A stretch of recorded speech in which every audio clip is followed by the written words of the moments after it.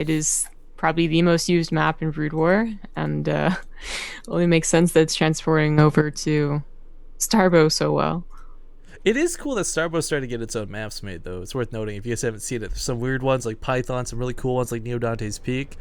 But then we've also got the classic ports like this one here. Let me pretend like I can press the right buttons. What did I just? I just turned races off somehow. How did I even do that? Hang on. Toggles. No, no more racism. Race icons. Okay, Control Shift R. There we go.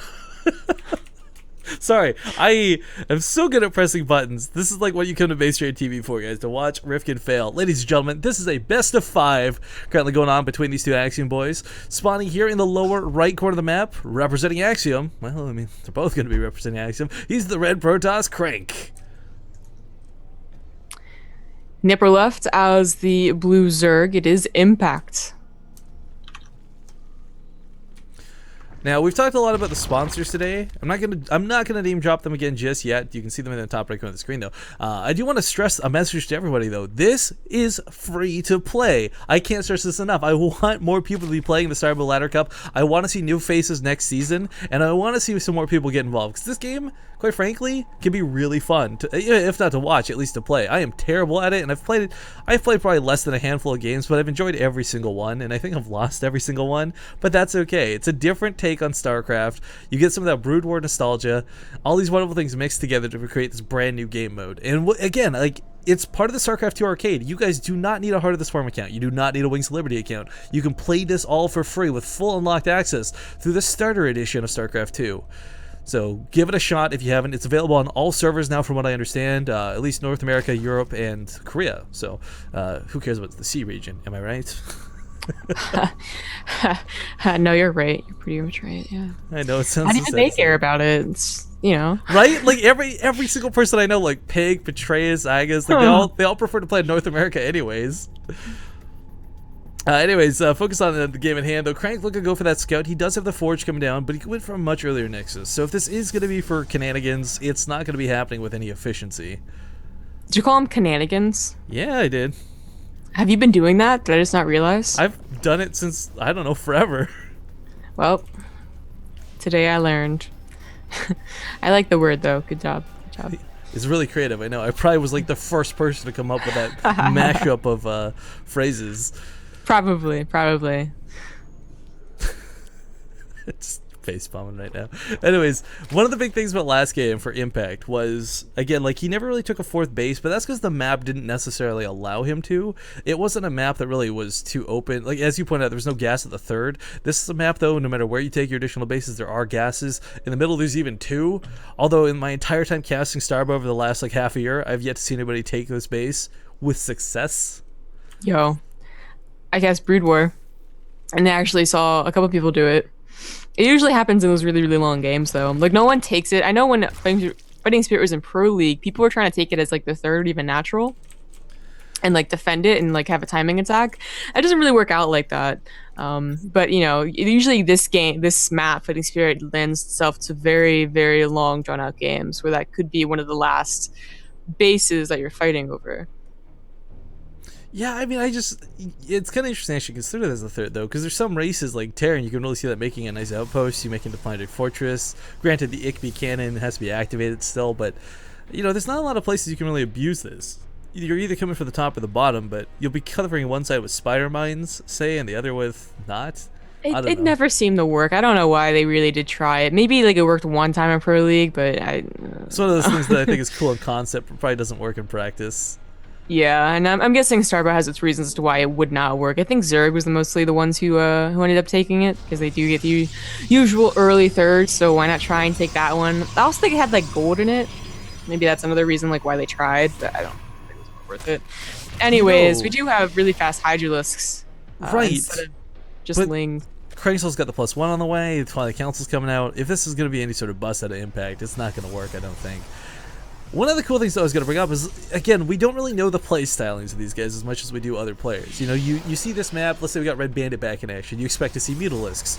I don't know if Impact's necessarily going to go for that, but I do want to give a big shout out to what was the coolest harass tactics. If you remember during the Ladder Cup finals, I think it was the day you were casting with me, where Red Bandit did like the Guardians back here, like behind the mineral line at the natural. It was awkward and it was weird, but it did a lot of damage. Yeah, I remember that. Guardians seem to be used a lot more in Starbow than I seem to see, at least in Brood War. And I'm not sure about that. I don't know like the cost difference or what, but it seems they're like everyone's like, oh, that's a good idea to put them here, and it usually is. They're really good in some situations, like the little area above Crank. But I think this Hydralis bust, it's coming, but it might just be like fake. Nah, he's making more Hydralisk.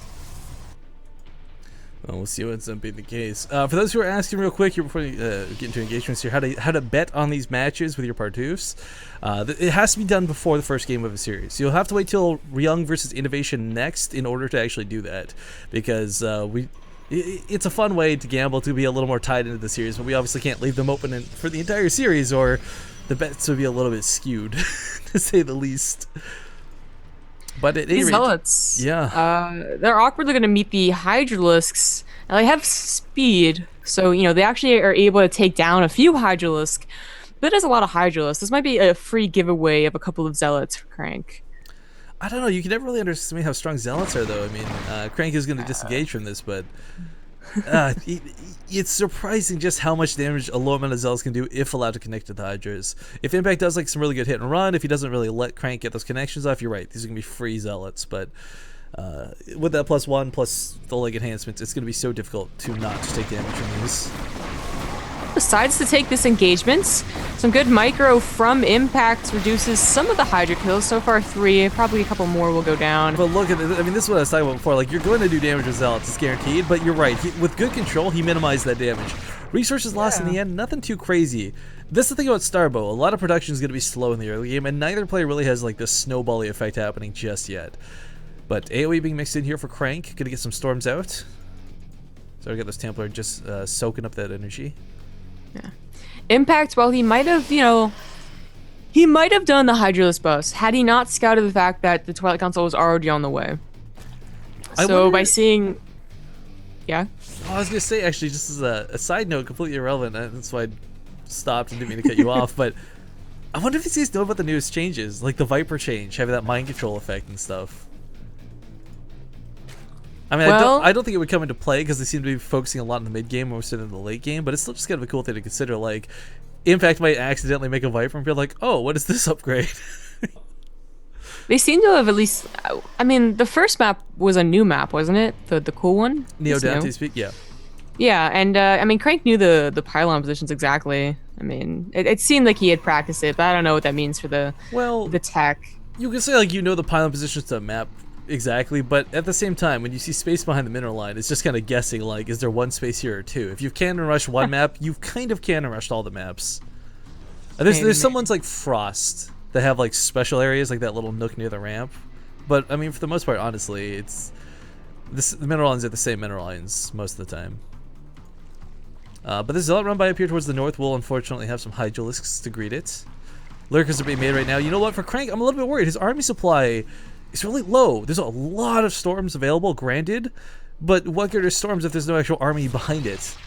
Well, that's the beauty of fighting Spirit, is that storms can actually save you on this map specifically. There may be other maps where they can find a place where it's not a ramp that they're going over, but if they're going to break into your natural, they're going past a choke. Yeah, not going to be easy to deal with. Lurkers revealed, though, although not to be unexpected. The robe was a little bit delayed, which means observers are going to be late to the party as well. But due to having so many storms, he can actually deal with this without it being too much of a problem. Unfortunately, though, it gives a nice spot here for that Lurker to advance forward and is forced to waste a couple storms on it.